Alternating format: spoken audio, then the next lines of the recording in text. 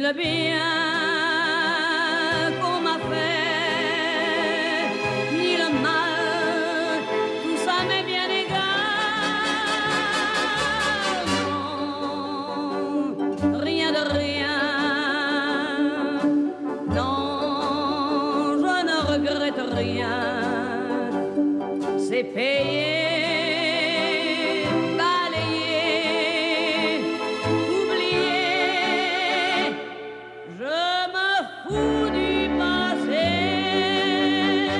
Ma vie, car mes joies, aujourd'hui,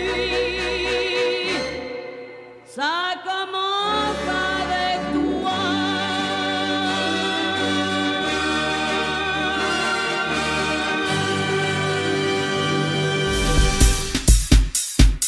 Category is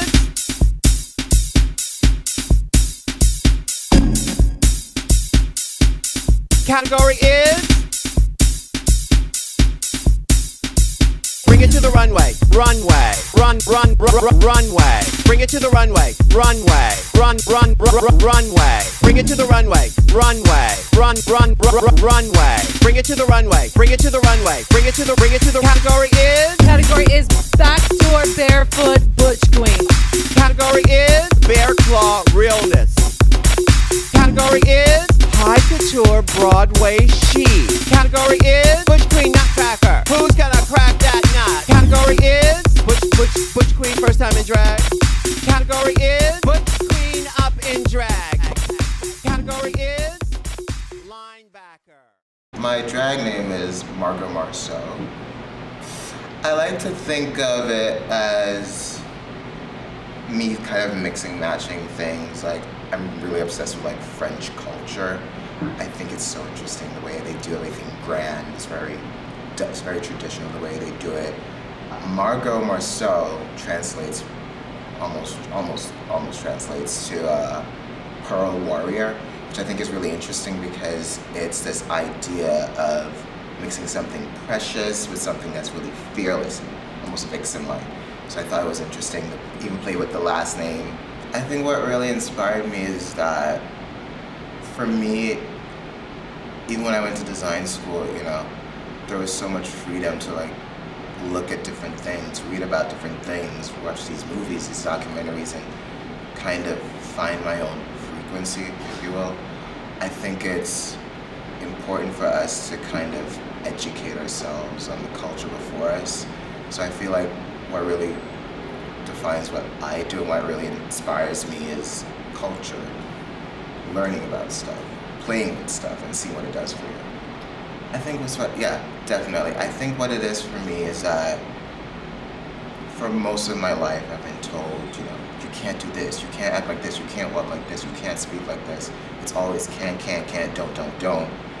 And I feel like even the whole American dream setting where, you know, you kind of make it what you want it to be, really. And for me, I feel like with drag, it's like this paradigm, it's just like this own world that you create for yourself. No one can tell you what it is. You get to define who you are as a person. And I feel like it also creates like this out-of-body experience where you can kind of take yourself away from your problems. Because I feel like most of us, or all of us, are guilty of, at one point, just not wanting to be ourselves. Even if for a minute, an hour, a day. And I think getting to leave yourself like that, you almost like come back to yourself, almost saying, why was I worried about this? Why am I so uptight about whatever the situation is? And it seems so small after you just look at yourself and you're just like, I can do whatever I want. And no one can tell me what it needs to be. You get to define that for yourself, and I think that's powerful enough. My name is Giallan Perry, and my drag name is Tiffany Darling. Tiffany Darling, you have to dissect it first. So Tiffany, I was really obsessed with really disgusting and ugly prom dresses when I first started, and I still have quite a few of them. And there was a company called Tiffany Designs that always resonated with me because they were so gaudy and very extra and pageanty. And also I was obsessed with Breakfast at Tiffany's as a child. So that's how you get the Tiffany part. And then I was like, well, I need a last name. So a lot of people do like innuendos or do something inappropriate, and I wasn't feeling that, so I just stuck to Darling. And it was this really silly story about stupid Peter Pan nonsense and the Darlings, and I didn't get to go. It was very extra, it makes no sense. So Tiffany Darling comes out, and it sounds like a 50s call girl / escort, so I just go along with that. What inspires me? I started doing drag really as an escape of sorts, because I wasn't that confident in how I looked as a child. So I really just wanted to do something that was kind of beautiful, kind of crazy, and out there. So that's how I started. But my inspiration now, I guess, it's very... Again, it kind of goes to my theater roots because I did a lot of theater as a kid. So whenever I want to do something drag, it kind of relates to theater. So a lot of Broadway diva type of deals. It's like, oh, I'm gonna channel Judy Garland today. It's very classic, simple, and then I'm gonna belt this random song for no reason, or very Barbra Streisand in that way. But how I look aesthetically, it's very... See, it really depends on the day. It's every look has a certain aura that I'm working with. So if I see a dress, I'm like, okay, great, this is very 90s, Naomi Campbell going for a burger, but she's gonna wear couture to get this burger, and she's not even gonna eat the burger. It's this whole kind of story is just manifest depending on what I'm thinking. Oh, okay.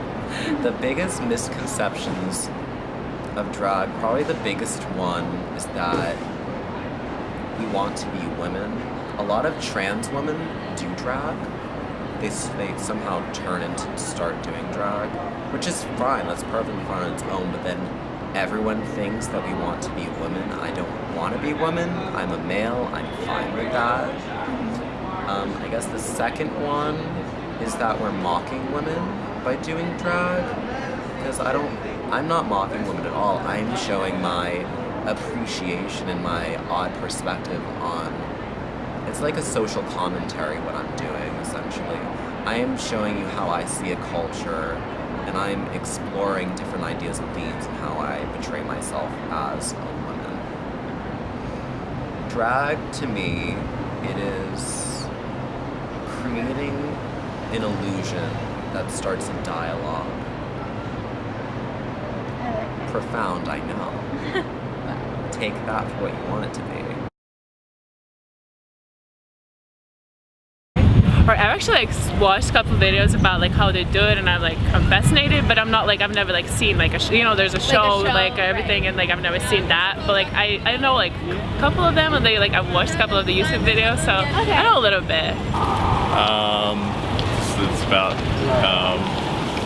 expressing your identity through your attire, and maybe that doesn't fit with the identity you're born with. I have had a friend before who did drag events, but that's about it. And I've been to a bar down on the Lower West Side that has like a drag queen who like she like hosts an event for us, or like cool. And then it's karaoke. It's very fun.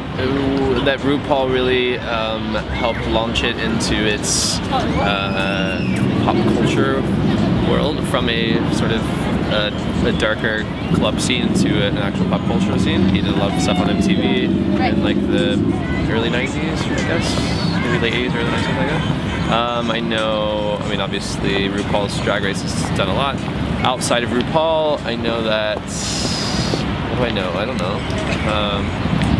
I know that, I know a lot of drag queens. Oh, you do? Yeah. That's pretty awesome. Yeah. How do you know them? I used to book some of them on a show, a Bravo show, and I got to know some of them that way.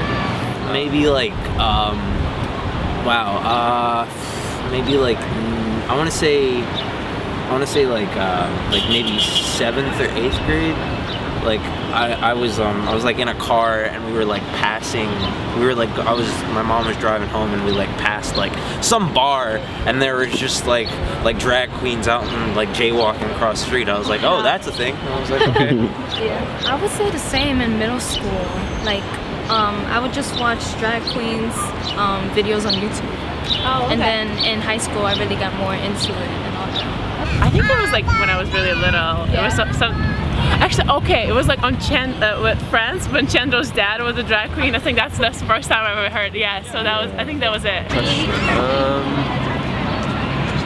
I would guess when I was 18 and I worked, it was before I came out at 19, and I worked at a record store in Dallas. I'm from Texas, and at Tower Records. And it was kind of in the heart of the gay neighborhood there, Oak Lawn. And they came into the store a few times in drag. I think that was probably the first exposure. Yeah. Okay. I think it's awesome. Yeah? Yeah. Okay. Cool. Yeah, generally, I mean, as long as they're nice. Yeah, just be yourself. Yeah. Okay. I think that everyone is allowed to do what they want with their body because that's your property, nobody owns it, so you can do whatever the hell you feel like doing. Excuse my French, but yeah, you can't, like, I can't stay, even if I don't like it, because it doesn't faze me, but even if I don't like it, it's not something I would be like, oh, hey, you can't do that. It's because if that's who you truly feel that you are, then be that. Not really, because I already watched all the YouTube videos about even like tacking and how they make the moves. Like, I pretty much know a lot. So I don't know. You know more than most people. I guess so, because I'm just curious about it. Yeah. Okay.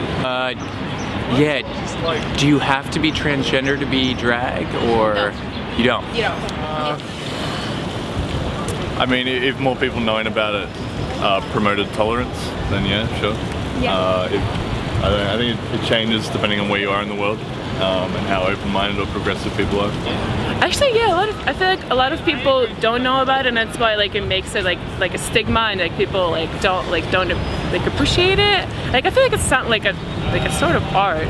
So I think, yeah, not a lot of people know it, and it would be better if people knew it. Right. I'm sure that a lot more people could know about it. Yeah.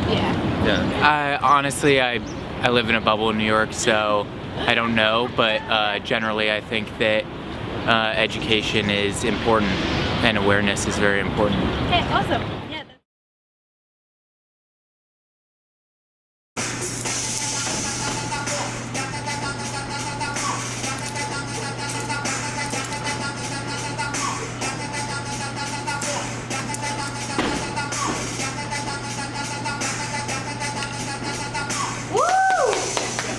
Oh, little buddy ran up to me. This is perfect.